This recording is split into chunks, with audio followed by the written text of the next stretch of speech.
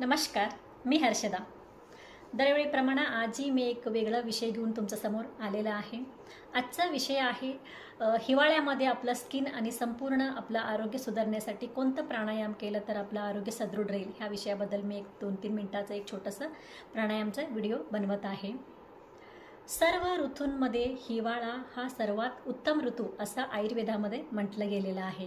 कारण हिवाळ्यांमध्ये ना आपल्यामध्ये अग्नीचं वार्धक्य वाढत असतो. इतर वेळीपेक्षा ज्यावेळी हिवाळ्यांमध्ये कळकळून भूक लागणं आणि तुम्ही खाल्लेलं अन्न योग्य वेळी पचन होणं हे सर्व गोष्टी आपल्याला हिवाळ्यांमध्ये घडून येते. आणि ॲक्च्युली ह्याच्यामध्ये प्राधान्य दिलेलं आहे ना, तुम्ही उन्हाळा पावसाळ्यांपेक्षा ना हिवाळ्यांमध्ये लवकर उठून ज्यावेळी आपण आपल्यासाठी एक्सरसाइज करतो ना, ते आपलं सर्व संपूर्ण हेल्थसाठी खूप महत्त्वाचं आहे असंही आयुर्वेदामध्ये सांगितलेलं आहे. पण ह्याचं विरुद्ध होते. लोकांना हिवाळ्यांमध्ये थंडीमुळे लवकर उठत नाही आहे. आपण एक ब्लँकेट घेऊन निवांत झोपलेला बरं, कोण उठून वॉकिंग करणार आणि कोण उठून योगा करणार असा विषय सर्वांना नॅचरली येतेच. त्यासाठी आपण मन घट्ट करून ज्यावेळी तुम्ही उठायला सुरुवात कराल, तुमचं स्वतःसाठी तुम्ही थोडं एक्सरसाइज कराल ना, आपलं संपूर्ण हेल्थ वेल राहतो. हे फक्त आणि फक्त आपलं हिवाळ्यांमध्ये. आणि आपलं मन स्वस्थ राहण्यासाठी सुद्धा हिवाळा हा खूप उत्तम ऋतू आहे. आता मी काही तुम्हाला पहिल्यांदा आसन सांगते. न चुकता हिवाळ्यांमध्ये 12 सूर्यनमस्कार घालण्यासाठी प्राधान्य द्या. बघा, तुम्ही एक 5 ते 6 सूर्यनमस्कार झालं ना, तुमच्यामध्ये एक घाम यायला लागते, एक तुमच्यामध्ये एक एनर्जेटिक पॉवर वाढतो, तुमच्या शरीरामध्ये टेम्परेचर तापमान वाढायला लागतो. त्यामुळे काय होते, आपला थंडीमध्ये होणारा त्रास आपण बाजूला ठेवून ज्यावेळी तुम्ही घाम गळता एक्सरसाइज करून त्यावेळी तुमचं एक अनारोग्य कधीही तुम्ही पडणार नाही. एवढं कॅपॅसिटी आपला सूर्यनमस्कारामध्ये आहे. तुमचं शारीरिक आणि मानसिक सर्व आरोग्य उत्तम रीतीनं एक इम्प्रूव्हमेंट होण्यासाठी सूर्यनमस्कार मस्त आहे. आणखीन बरंच आसन आहे. पश्चिमोत्तासन, भुजंगासन आणि वेगवेगळं आसन आहे. आणखीन मी तुम्हाला आता आवर्जून प्राणायामाबद्दल तुम्हाला मी ते सांगू इच्छिते. फर्स्ट प्राणायाम आपण सूर्यभेदी प्राणायाम करूया. सूर्यभेदी, चंद्रभेदी 2 प्राणायाम आहे. आपला लेफ्ट नोस्ट्रीला चंद्राला कंपेअर केलेला आहे, चंद्रभेदी प्राणायाम. राईट नोस्ट्रीला आपण सूर्याला कंपेअर केलेला आहे, म्हणून त्याला सूर्यभेदी प्राणायाम म्हणतात. सूर्यभेदी प्राणायाम तुम्ही 5 मिनिट केलं ना, तुमच्यामध्ये एक उष्णताचा प्रकार वाढतो आणि थंडी तुम्हाला वाजायचंच बंद होते. आणि आपल्या शरीरामध्ये ना उष्णता वाढण्यासोबतच तुम्हाला एक आपलं थ्रोट इन्फेक्शन होणं, कफ साठणं आणि सायनसचा प्रॉब्लेम होणं, वरचंवर सर्दी खोकला होणं, हे सर्व गोष्टी थंडीमध्ये जास्त होत असते. तुम्ही सूर्यभेदी प्राणायाम केल्यामुळे तुम्हाला कोणताही असला प्रॉब्लेम उद्भवणार नाही आहे. संपूर्ण आरोग्य वेल राहतो. दाखवते मी सूर्यभेदी प्राणायाम कसे करायचं. राईट हँड घ्यायचे, तुमचं लेफ्ट नोस्ट्रिल बंद करायचे. ओके, लेफ्ट नोस्ट्रिल बंद करा. राईटनं डीप इनहेल, राईटनं एक्झेल. राईटनं पूर्ण इनहेल करा, राईटने स्लोली एक्झेल करायचे.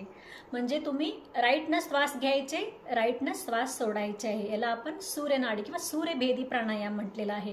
हे तुम्ही 5 मिनिट करू शकता किंवा त्याच्यापेक्षा थोडं 1-2-3 मिनिट वाढवलं तरी पण चालेल. ओके, नेक्स्ट प्राणायाम आहे कपालभाती प्राणायाम. ॲक्च्युली कपालभाती हा शुद्धिक्रिया आहे. आपलं हे श्वसनाद्वारे आपल्या शरीराचं संपूर्ण शुद्धी करते. आणखीन एक आता यंग जनरेशनमध्ये ट्रेंड झालेला आहे, कपालभाती केल्यामुळे आपलं सौंदर्य वाढतो. हे तरी रियालिटी आहे. तुम्ही दररोज 5 मिनिट केलं ना, तुमच्या चेहऱ्यावर दाग धब्बे, डोळ्याखालचं सर्कल हे कमी होऊन चेहरा सुंदर दिसायला लागतो. सर्वात महत्त्वाचं तेज वाढतो चेहऱ्यांमध्ये. हे बघा, स्ट्रेट बसा. पहिल्यांदा एक पूर्ण श्वास घ्यायचे, स्लोली श्वास सोडायचे आहे. पाठ कंबर सरळ. नंतर श्वास घ्या,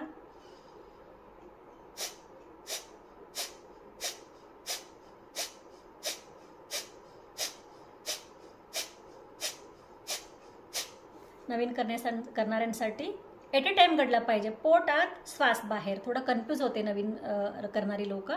पोट आत, श्वास बाहेर. सुरुवातीला तुम्ही फक्त 20-30 स्ट्रोक्स करा. नंतर तुम्ही ह्याचा कालावधी वाढवा. नंतर तुमचं स्टॅमिना, ह्याच्यातून काय होते, आपलं दैनंदिन रोजच्या जीवनामध्ये आपलं एक काम करताना स्टॅमिना सुद्धा ह्याच्यामध्ये वाढतो. मिनिमम तुम्ही नंतर 5 मिनिट करा. आपलं सर्व स्टुडंटचं एवढा दिवस स्टॅमिना वाढून त्यांनी आता 10-10 मिनिट सुद्धा कंटिन्यू करू शकतात. जितकं तुम्ही कराल तेवढं तुमचं एक थंडीसाठी जे होणारा जे प्रॉब्लेम आहे थंडीमुळे उद्भवणारा, ते सर्व गोष्टी कधी तुम्हाला सर्दी खोकला सुद्धा नॉर्मल कधी होणार नाहीये.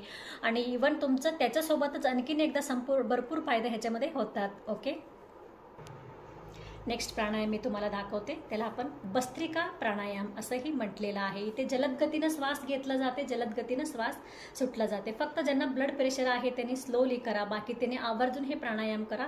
थंडीच्या सीझनमध्ये न चुकता हे प्राणायामला तुम्ही प्राधान्य द्या. ओके, स्ट्रेट बसा. वज्रासनमध्ये मी बसलेला आहे.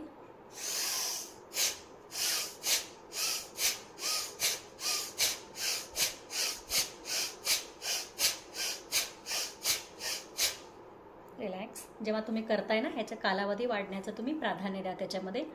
भस्त्रिका प्राणायामामुळे काय होते, आपलं लंग्सचं कॅपॅसिटी वाढण्यासोबतच आपलं संपूर्ण हेल्थ इथे इम्प्रूव्हमेंट होते आणि कोणताही तुम्हाला विकार होणार नाही आहे. आणि ह्याच्यासोबतच काय होते, आपल्याला कधी कधी इन्सोमनियाचा प्रॉब्लेम होते आणि त्याच्यानंतर ते सुद्धा तुम्हाला इथे होणार नाही, कारण संपूर्ण आपल्या बॉडीमध्ये एनर्जेटिक तुम्ही होता. त्यामुळे उद्भवणारा तुम्हाला, काही लोकांना झोप येत नसते बिलकुल, अशा प्राणायाम केल्यामुळे तुमचा झोपसुद्धा व्यवस्थित राहतो. आता फक्त थंडीसाठी मी तुम्हाला 1-2-3 प्राणायाम सांगितले आणि सर्वात महत्त्वाचा पॉईंट मी विसरून गेले सांगायचं, ओमकार ध्यान करा. ज्यावेळी तुम्ही ओम उच्चार करता, रोज तुम्ही 11 ओमकार केल्यामुळे सुद्धा तुमच्या आतमध्ये तुम्ही एनर्जेटिक होता. हे सुद्धा आपलं थंडीमध्ये खूप छान आपलं आरोग्य इम्प्रूव्हमेंट करतो. एवढंच मी सांगू इच्छिते. धन्यवाद.